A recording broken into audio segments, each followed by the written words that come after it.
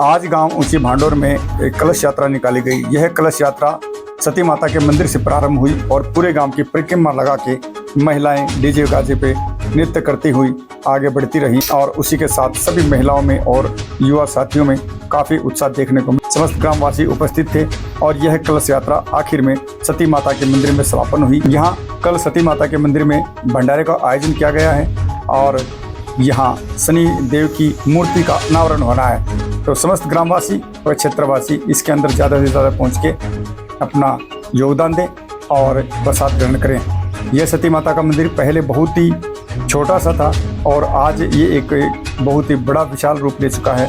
धीरे धीरे इस मंदिर को ग्रामीण बहुत ही सुंदर रूप दे के और एक बड़ा इसको बनाना चाहते हैं। साथियों, आप देख रहे हैं दैनिक टाइम्स कुलदीप दया के साथ और आज हम ऊंची भांडोर के अंदर उपस्थित हैं और ऊंची भांडोर के गांव में यहाँ पे सती माता का मंदिर है यहाँ उपस्थित।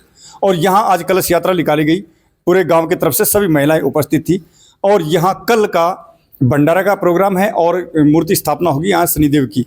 इस मौके पे हम भी यहाँ पहुँचे आप तक ये खबर दिखाने के लिए। आप कल यहाँ ज़्यादा से ज़्यादा संख्या में पहुँच के प्रसाद ग्रहण कीजिएगा। और इस गांव के अंदर काफ़ी मंदिर बने हुए हैं, अलग अलग जो हमारे देवी देवताएं हैं उनके मंदिर बने हुए हैं। उधर माता शेरावाली का मंदिर है, इसके अलावा और भी मंदिर हैं। यहाँ ये शीतला माता का मंदिर है और शनिदेव की अभी मूर्ति स्थापना कल होनी है। तो इस उपलक्ष्य पे हम पहुँचे। तो यहाँ ग्रामीणों का क्या कहना है इसके बारे में, जो मूर्ति स्थापना के बारे में? अपना नाम बताइए भाई साहब। मैं ऊंची भांडोर से कृष्ण सिंह बात कर रहा हूँ जी, बताइए। हमारे गांव के पूरे सहयोग से यहाँ शनिदेव की मूर्ति की स्थापना हो रही है और सभी को आमंत्रित किया जाता है। कल भंडारा है और सभी को तहे दिल से स्वागत है आने वालों का और शनिदेव महाराज की मूर्ति की स्थापना है जी। जैसे सुबह यहाँ कलश यात्रा निकाली गई, महिलाओं के द्वारा पूरे गांव की परिक्रमा लगाई गई। पूरे गांव की महिलाओं में, नौजवानों में, साथियों में, सभी में बड़ा जोश और उत्साह था और सभी ने बढ़ चढ़ के भाग लिया और हमारी संपूर्ण कलश यात्रा हुई हमारी। क्योंकि हम कोई भी कार्य करते हैं उससे पहले घर में हमारे कोई प्रवेश करते हैं या और भी कुछ करते हैं तो उसके अंदर सबसे पहले हम हमारी कन्याओं को आगे बिठाते हैं, उनका मान सम्मान करते हैं। और जैसे कलश यात्रा होती है इसके अंदर सिर्फ विवाहित जो महिलाएं होती हैं वही कलश यात्रा में भाग लेती हैं। और आज इस गांव के अंदर बहुत ही भव्य कलश यात्रा करी गई। तो कल आप यहाँ ज़्यादा से ज़्यादा संख्या में पहुँचिए और प्रसाद ग्रहण कीजिएगा ऊंची भांडोर के अंदर। तो बाबा, आपका क्या नाम है? मेरा नाम जगदीश है। जो प्रसाद आप बनाएंगे, क्या प्रसाद देते हैं जो भक्तों को देते हैं? भक्तों को तो अभी गुलाब जामुन व सब्जी पूरी होगी भंडारे के अंदर जी। और जैसे इसका जो खर्चा होता है वो खर्चा कैसे किया जाता है? गांव की तरफ से किया जाता है, ग्राम पंचायत की तरफ से? गांव की तरफ से। कैसे करते हैं कलेक्ट? घर घर जाके लिखते हैं? घर घर जाके भी वैसे भी आ जाता है। उसमें कोई बंदिश तो नहीं है जैसे भैया आपको 5,000 देने हैं या किसी को लाख देने हैं, या इच्छा अनुसार? इच्छा अनुसार। इच्छा अनुसार।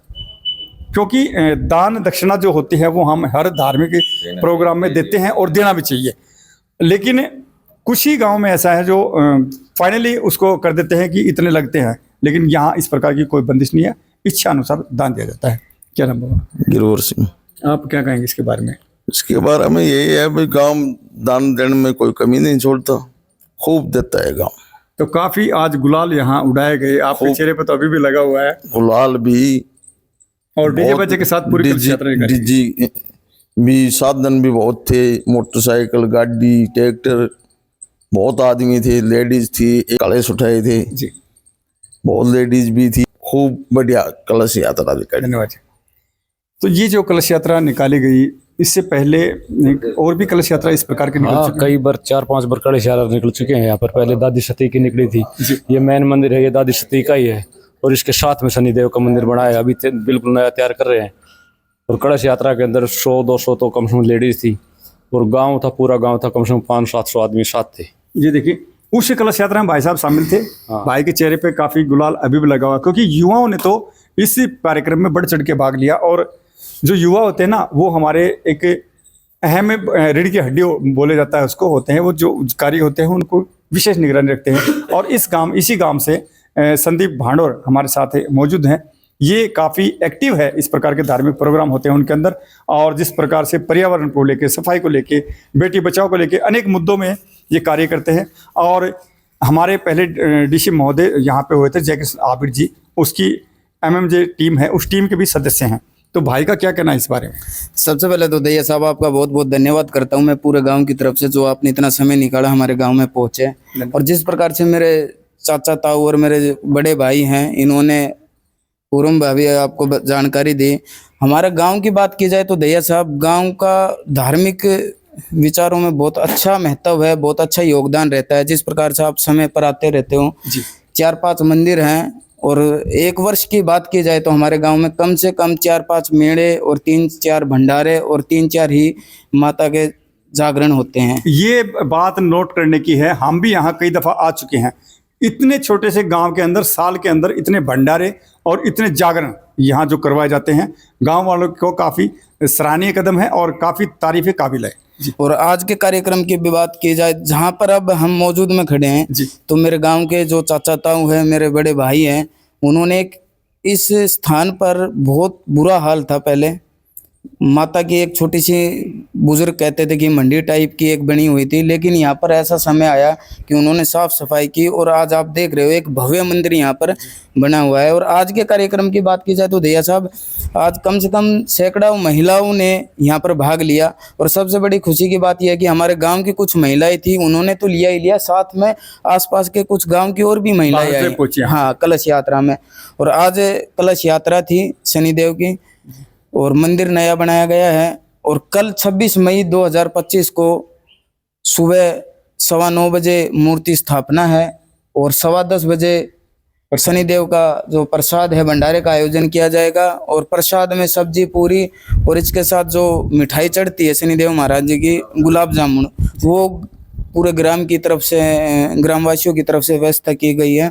और गांव बहुत अच्छा विचारों का है। और विशेषकर आज के दिन युवाओं की बात की जाए तो आप अक्सर देखते हो, चाहे वो लड़की की शादी की बात हो, सारे बढ़ चढ़ के भाग लेते हैं। तो वे पूरे गांव का बहुत बहुत धन्यवाद करते हैं हम, जो ऐसे कार्यक्रमों में भाग लेते हैं।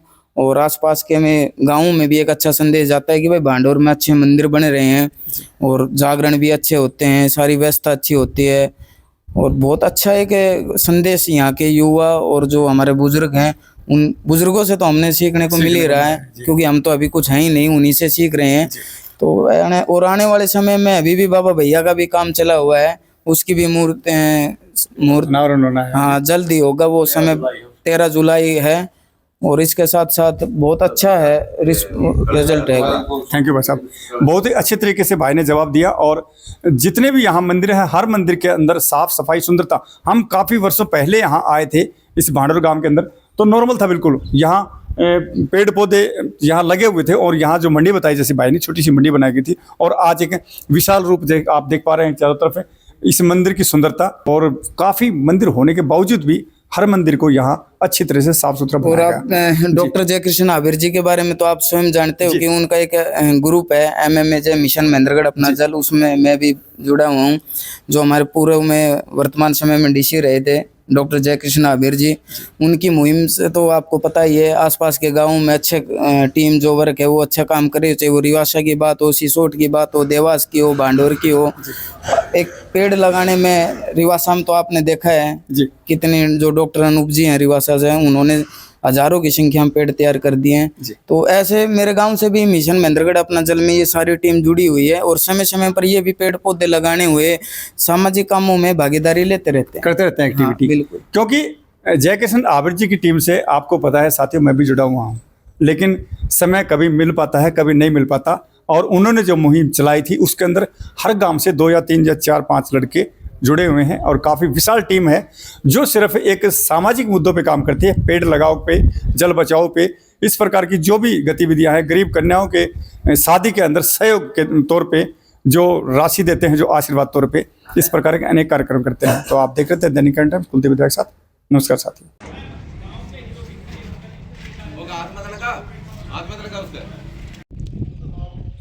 हाँ जी, मैं आशुतोष शास्त्री गांव पाली महेंद्रगढ़ से बिलोंग करता हूं। और हमारे यहाँ पर ऊंचे भांडौर ग्राम में श्री जगदीश जी द्वारा भगवान शनिदेव की मूर्ति प्राण प्रतिष्ठा का कार्यक्रम चला हुआ है। और ये कार्यक्रम 5 दिन का है, जो कि ये कार्यक्रम हमने 5 दिन के लिए शुरू किया था, जो कि 22 तारीख को शुरू हुआ था। और आज यहाँ पर भव्य झांकी का आयोजन किया गया था, भगवान की नगर परिक्रमा लगाई गई थी। और कल सुबह 6:15 बजे भगवान शनिदेव की मूर्ति प्राण प्रतिष्ठा का कार्यक्रम रखा गया है और प्राण प्रतिष्ठा के बाद हवन कार्य रखा गया है और उसके बाद भव्य भंडारा भी किया जाएगा। तो सभी ग्रामवासी यहाँ पर आमंत्रित हैं।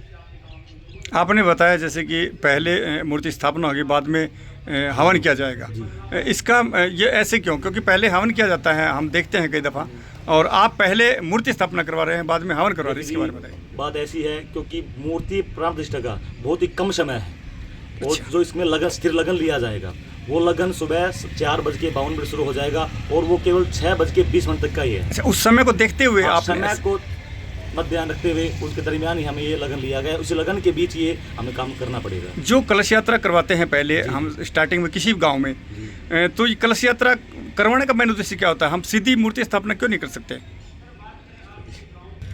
जी बताइए। सर, आपका सवाल बहुत अच्छा है कि भाई कलश यात्रा क्यों निकाली जाती है।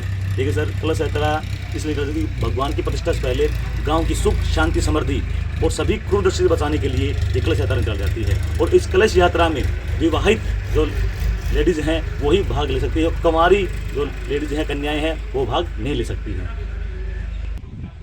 जी, आपका क्या नाम है? मेरा नाम परवित शास्त्री, पाली से ही बिलोंग करता हूँ सर। जी, और आपका क्या दायित्व है यहाँ इसी कलश यात्रा में या मूर्ति स्थापना में? आपका क्या कार्यभार है? हमारा कार्यभार ये है जी, हम 5 पंडित जी हैं जी, आशुतोष उसमें आचार्य जी। हैं, हम उसके सहायक हैं।